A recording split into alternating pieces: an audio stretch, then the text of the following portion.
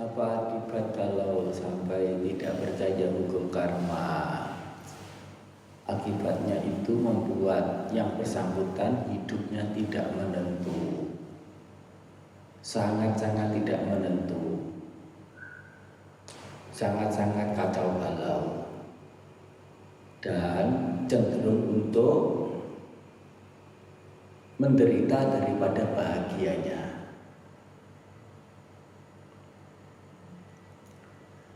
Orang yang tidak percaya hukum karma artinya tidak percaya bahwa kebaikan mendatangkan kebahagiaan. Tidak percaya keburukan mendatangkan penderitaan. Tidak percaya bahwa penderitaan adalah akibat dampak dari yang diri sendiri telah sebabkan, termasuk kebahagiaan yang didapat. Tidak percaya kalau itu adalah hasil dari apa yang diri sendiri lakukan juga. Sehingga kalau sedang bahagia, oh terima kasih dewa, terima kasih hantu,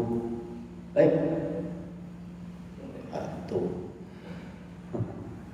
siapalah itu ya, entah dewa, entah jin, entah apa mau disebut begitu. Terima kasih, ini adalah karuniamu.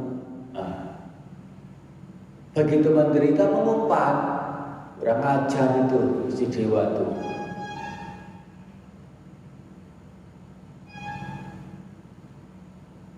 Salah satunya jika percaya pada dewa tertentu, jin tertentu, atau apa mau disebut begitu,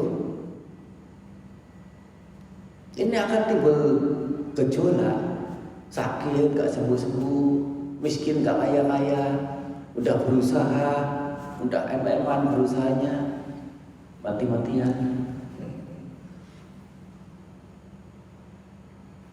Gak kunjung kaya, gak kunjung sembuh, mengumpat juga, kesel juga, berontak juga. Kenapa aku dikasih begini? Yang lainnya begitu, senang-senang begitu. Terulang-ulang. Padahal tentang dikasih atau tidaknya, dikasih bahagia menderita, nggak ada satupun orang yang bisa menyaksikan, membuktikan. Nggak ada. Kalaupun ada satu orang saja tidak cukup, perlu ada bukti, ada saksi.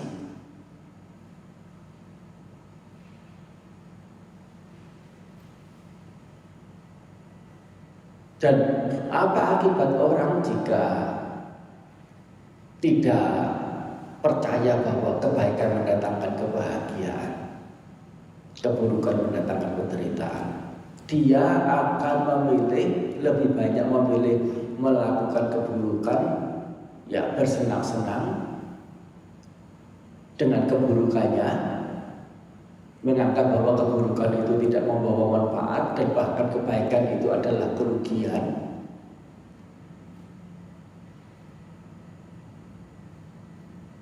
Kira-kira hidup bagaimana yang dia akan alami?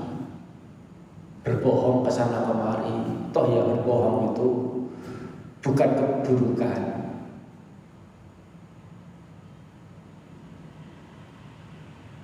Kalaupun misalnya itu pihak negara, pihak yang berwajib sampai tidak menangkap dia, memenjara dia, menghukum dia, mendenda dia,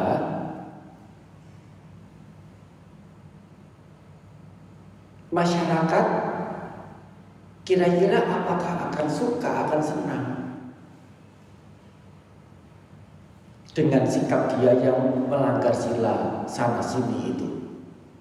Dan itu sudah menjadi kenyataan bahwa itu adalah akibat dari apa yang dia lakukan yang tidak patut, yang menakutkan orang lain, yang menyakitkan orang lain, yang merugikan orang lain, dan lain-lain. Dampak secara sosialnya bagaimana lalu? Kira-kira dia itu akan lancar hidupnya atau akan sulit? Dan lebih dari itu, bukan melulu urusan sosial, urusan kebahagiaan diri. Kira-kira kalau seseorang itu mencuri secara common sense,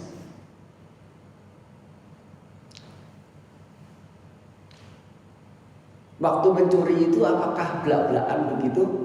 Orangnya ada, gak ada juga, pokoknya diambil, atau bagaimana? Mengumpet dulu kan, cari celah, cari cara, berbagai macam. Tahu pemiliknya itu akan tidak rela, tahu pemiliknya itu akan melindungi barangnya. Mungkin cara melindunginya itu dengan pentungan, dengan apa? Pistol mungkin ya, senjata api atau senjata tajam. Apapun yang bisa dibawa itu dipakai untuk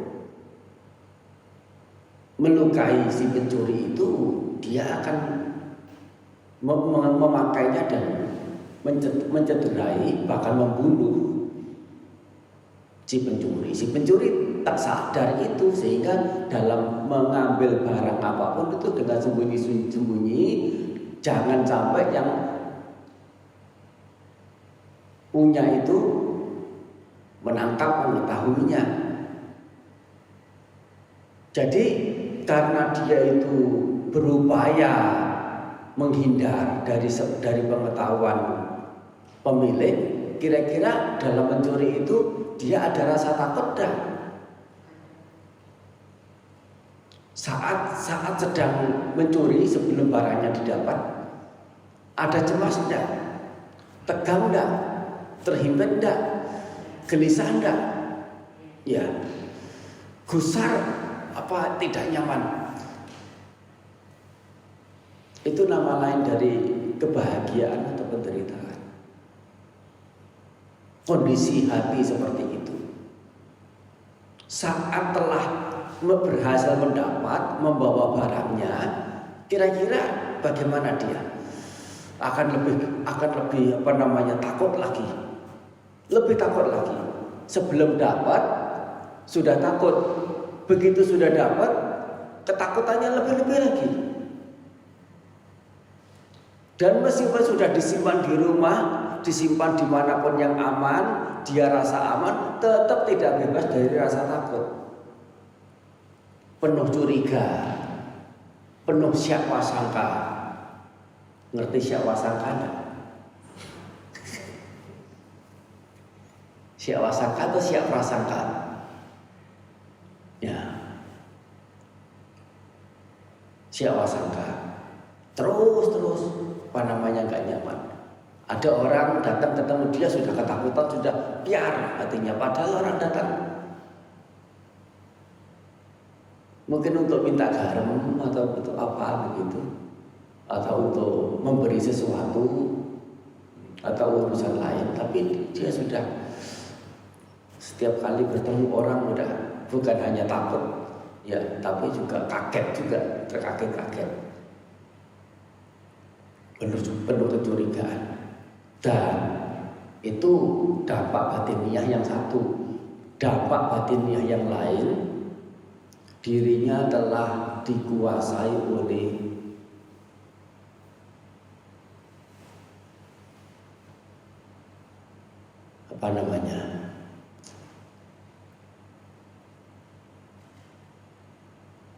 ya kecelaan begitulah, dikuasai oleh kecelaan. Kira-kira dengan kecelaan ini siapapun itu akan memuji atau akan merendahkan. Siapapun itu siapa saja, termasuk dirinya sendiri kan. Diri sendiri melihat perbuatan diri sendiri yang demikian, memujinya atau mencelanya, menghargainya atau meremehkannya. Yang diremehkan, yang dihina, yang dicela bukan orang lain, diri sendiri. Jika hidup itu diri sendiri saja mencela diri sendiri yang hidup karena cara hidup demikian, kira-kira ada harganya enggak dia hidup itu?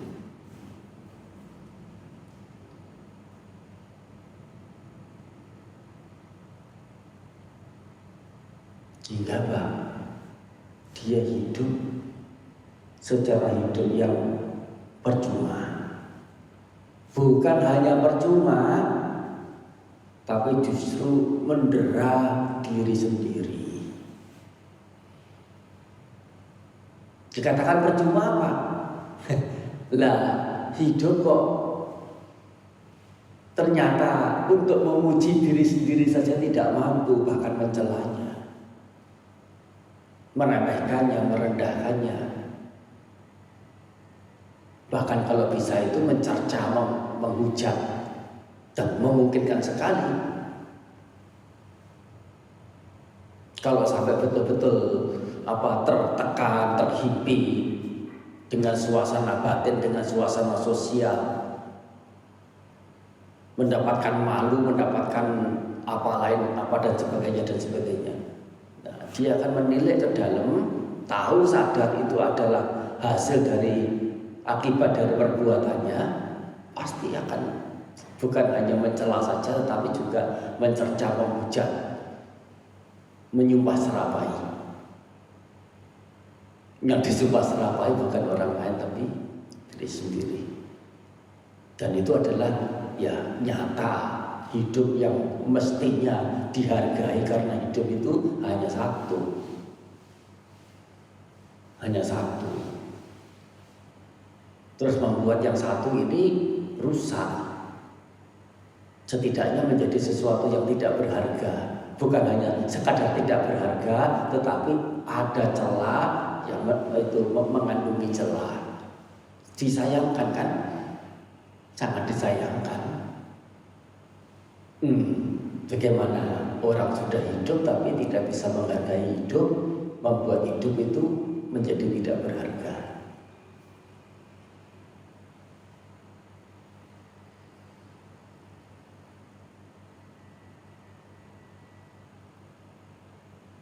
Banyak sekali akibatnya, termasuk kalau percaya kehidupan lain. Kehidupan lainnya bisa dipastikan akan tidak bahagia, akan menderita. Dan orang yang seperti itu dikatakan punya pandangan keliru yang menukik ke bawah.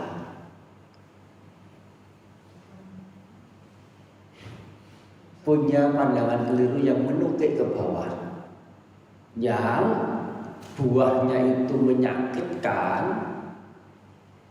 dan berlangsungnya lama sekali.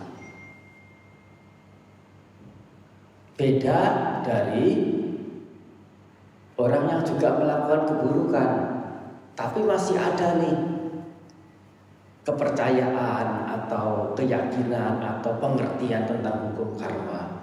Oh, ini perbuatan buruk, ini tidak baik. Oh, ini itu perbuatan itu kebaikan, perbuatan baik. Bisa memilah-milah. Tapi karena satu atau dua hal tertentu muncul keburukannya, dan kemudian melakukan apa yang dalam hatinya itu munculkan keburukannya itu. Kemudian entah salah satu hal keburukan dia lakukan. Tetapi keburukan yang dia lakukan ini dasarnya itu bukan dasar kebodohan, kesesatan, melainkan dasarnya adalah keserakahan utamanya, maksudnya ya, yang lebih dominan. Tentu yang kebodohan ini juga dasarnya juga ada keserakahan gitu. Tapi yang dominan sekali, yang tidak kalah dominannya itu adalah kebodohan atau kesesatannya itu dalam punya cara pandang. Tapi untuk orang yang punya prinsip pemikiran tentang karma dengan baik, kalaupun melakukan keburukan, ya tidak akan melakukannya sering-sering, banyak-banyak, besar-besar. Tahu hukum karma, tahu ring.